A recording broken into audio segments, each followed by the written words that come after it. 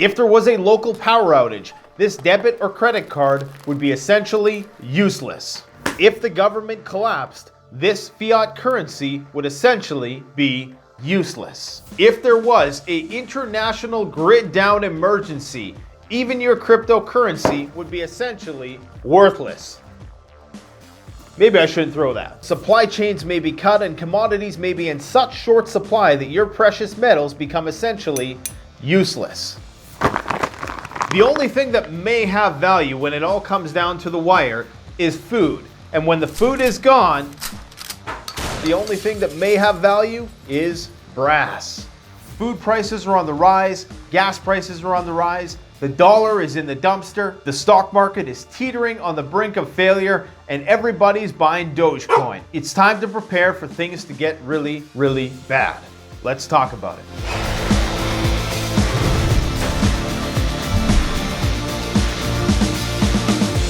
You guys realize that 35% of all of the dollars in circulation have been printed in the last year alone? So where the heck is all the inflation? Why is it that food prices have not skyrocketed? Now, don't get me wrong, food prices have gone up, as are gas prices after the most recent cyber attack. But shouldn't they be going up more? Well, let's brainstorm today as to why they might not be going up as fast. As the owner of a store who sells upward of 1,000 products, I can tell you guys that the price of freight is going up, the price of gas is going up, the price of commodities are going up, and the dollar is in the absolute crapper. 1 year ago, I could have taken $1 and purchased 1.44 Canadian dollars. You know how many Canadian dollars that gets me today? 1.20 Canadian dollars. So compared to the Canadian dollar, the US dollar has tanked nearly 20%. Now, if this is the beginning of the next Great Depression, there are many options. If you're shrewd and your timing is right, you can short the market and make a hell of a lot of money. And within these economic depressions, that's usually where the seeds of the next market upcycle are going to be planted. So there's always going to be possibility. But for the foreseeable future, there's going to be dark times ahead and there's going to be price hikes. The price of everything is going to go up. Once all of this stimulus money finally finds its way into commodities, and if and when that crypto bubble bursts and all that liquidity floods into the market and people start spending that money, people start paying their bills, people start putting it in their actual bank accounts into US dollars, well, guess what? That's when the prices are really going to start to rise. Nobody has talked about this next thing that I'm going to talk about. The current market cap of cryptocurrency is nearly $3 trillion, up an order of magnitude from last year alone. Where did all this money come from? Think about it. $3 trillion in the crypto space. Where did it come from? It had to come from somewhere. How much money has the US printed in the last year? Well, over $3 trillion. Now, cryptocurrency is an international thing, so there's money from all over the world that's flowing into crypto. But a significant portion of that is coming from Western nations, particularly the United States. So there's a lot of outflow of capital into the crypto space, into what's called a non-productive asset. Because what is cryptocurrency? It's like Forex trading. You're just trading currencies. The money, for the most part, is not actually doing anything. People aren't buying things with crypto yet, at least not in large amounts. I'm going to venture to say that maybe only 10% of the crypto out there is actually used in exchanges and is actually circulating money, increasing the velocity of money, and thus contributing to economic progress. So what does this mean? That trillions of dollars are now sitting there stagnant, untouched by people who are gambling, speculating in the crypto space. The whole altcoin gambling, this has turned into a big casino. I full well understand the significance, the importance, and the utility of cryptocurrencies, from smart contracts to NFTs to possibly even providing a legitimate bona fide currency that could be free from any sort of centralization in the future. I completely 100% understand the importance of it and am a supporter of it. but how it's acting right now is basically as a casino. And what's going to happen when people finally do go bust and people lose confidence in the crypto casino and all that liquidity backflushes into the market and people have to go and pay their bills? What do you think is going to happen? Yay! Think about this. Let's say I was the government and I said, okay, I'm going to give each of you $1 million. Congratulations, you're all millionaires. We're going to print this money because we're going to be able to borrow it from the future or whatever. Okay, fine.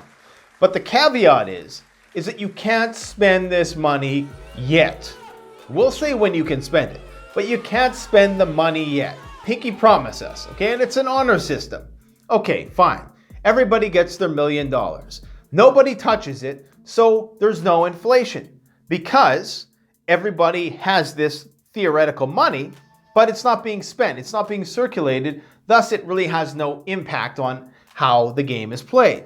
Well, what if one day Joe Blow says, you know what, screw the government. The price of lumber is too damn high. I'm going to go and buy me a house for $1 million, probably in the middle of the ghetto somewhere. Do they still say that word, ghetto? Middle of the hood somewhere, okay? Which is practically most places nowadays. So Joe Blow does this, and all of a sudden, the price of lumber ever so incrementally has to now go up. Because suddenly, this fake money, which is not born of any monetary energy or any monetary backing, it's not birthed on the back of actual labor or things produced. It has no basis in reality other than the fact that it's basically an IOU from the government. Now the price of lumber gets marginally inflated. The next person down the line says, oh geez, this lumber is more than it was yesterday. I'm gonna have to borrow a little bit of that $1 million to do my home repairs. And on down the line until the price for one frickin' 2x4 is $10,000. Now with the cryptocurrency situation, it's been an ideal situation for the government. You know why? Because all of that capital is just sitting there stagnant. Could you imagine if everybody cashed out their cryptocurrency today and went and bought prepping supplies? Could you imagine the stress on the system? Could you imagine what the price of commodities would look like within the span of a week if everybody started prepping today? Maybe that's why, even after all of the stuff that we've experienced in the last year, from the cyber attacks to the power outages to the wildfires and the climate anomalies and the pandemics and the geopolitical tensions, you would think that the government would say, okay guys, it's time to prepare. No, they're saying go play Dogecoin at the Binance and Coinbase casinos. That's where we want people to be. Now, lots of people are saying that government fears cryptocurrency. And I think in the long game, they probably do. After all, it's this money right here that has all the guns and nuclear warheads and bombs behind it. Cryptocurrency doesn't quite have that just yet. But think about this. Maybe somebody in the Treasury Department, because these guys are smart, okay? They think about money all the time. They probably thought about everything I could possibly think about on this issue, even if I sat and meditated on it for months. So they know what I'm talking about. They know that if all of that monetary energy, which has been stored in the crypto space, flooded the markets, even if it backflooded back into the NASDAQ or the small cap startups, spec stocks, stonks, whatever you want to call them, even if it went into there, there's going to be a lot of pressure that's added to the market. So perhaps the government's just sitting by and saying, you know what, we're going to let this crypto casino run on for a little bit because this is helping us temper the inflation issue. Basically what it's doing, particularly for retail investors who are the ones who are actually going to go and consume stuff, because remember, the wealthy, by and large, their money sits in a bank, it sits in stocks. They don't spend a lot of money. I mean, Bill Gates, Warren Buffett, these guys don't spend a lot of money. If you ever seen Warren Buffett's house, they're not big time consumers. Okay, you want to get that money into the middle class. Those are the people who spend the most money en masse. So if those people aren't spending money, then that's a good thing to offset or prolong the inflationary bubble. This means that if all the retail investors are putting their money into the crypto space and they're not putting more pressure on the supply chain, then maybe the government's just like, you know what, we're going to let them run on and play their little games for a while longer. We're going to kick that can down the road. But if and when this crypto bubble collapses, because now you have the big institutions and the hedge funds moving into the crypto space.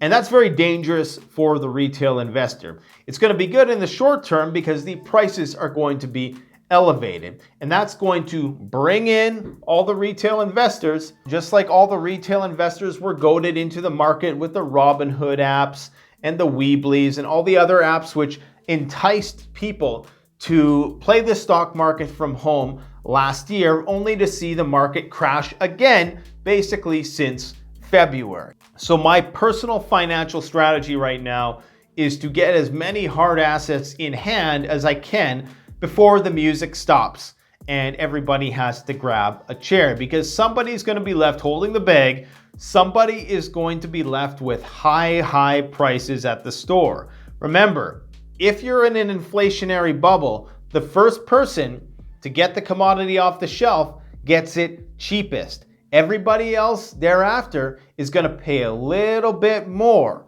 because the product is going to become more scarce, because of supply chain pressures, because of dollar devaluation, and a barrage of other factors. Right now, if I see an opportunity to purchase something which is tailored for the purpose of survival, preparedness, off-grid lifestyle, that is what I'm doing. Whether that be a small investment like a solar system or a large investment like land without a house on it, of course, because of the lumber prices. I've always said this, one of the great things about prepping survival off-grid gear is that a lot of it doesn't depreciate in the same way something which is bound in technology depreciates. Like something like a car or a laptop or a smartphone. All of these things depreciate right when you get them off the lot. In contrast to that, a survival knife, a water filter, freeze-dried food, solar systems, lithium power systems, things of that nature don't depreciate nearly as much. If anything, they're going to only appreciate over time. That's why I got myself a Harvest Right freeze dryer a few years ago, because I've always said that in a grid down predicament, this is going to be currency. Food is going to be currency. If you haven't checked out my food is currency video, go and check it out. Now I'm going to be completely rebuilding my pantry. Right now I'm trying to allocate a significant amount of the liquidity I have into those hard assets, things that are going to likely appreciate in price in the future. We can still beat inflation right now, whether that means storing various types of fuel, storing different types of food, investing in the machines that are going to help you preserve food long term. The freeze dryer, I can go and buy $10 worth of chicken, okay? I can freeze dry that chicken. Immediately, it's now tripled in price, because if I wanted to go buy an equivalent amount of chicken from a company like Mountain House or Thrive Foods, it would cost me $30. So the freeze dryer pays itself off pretty darn quickly. And even better than that is that that chicken now is going to last 25 to 30 years. Could you imagine what the price of chicken is going to be in 10 years? Never mind 25 years. You freeze dry, you preserve that value today, and you're able to consume it in the future when it's probably going to be 10 times the price. So food is currency. If properly stored, it's only going to increase in value and not depreciate. The 2x, the 10x, the 20x dreams that people have in the stock market, yeah, there's going to be a lot of possibilities like that, likely after we get over this hump. If we do get over this hump, some people don't think we will. Others are more optimistic. I think we will in the long run, but in the short to mid term, in the foreseeable future, possibly even for the 2020s, let's be honest, the economic outlook is looking pretty grim. So food, ammo, camping supplies, water filtration methods, water storage methods, these are great things to invest in at this point in time. We're going to be giving you guys a tour of my pantry and how I organize it, and what I'm calling my food factory, which allows me to preserve foods long-term in a way which is accessible and well organized.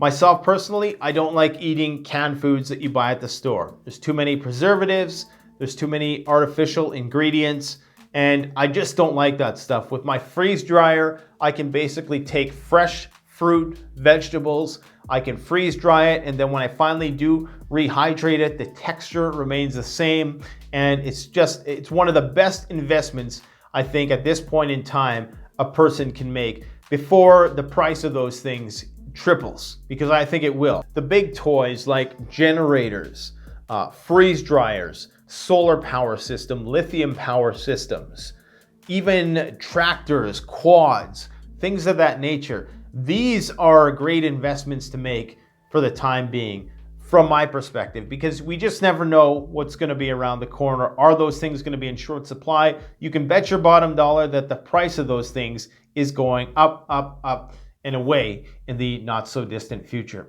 So I hope you guys got a little value and a little perspective out of this video today. If you want more information on the Harvest Right freeze dryer, go check out the link in the description.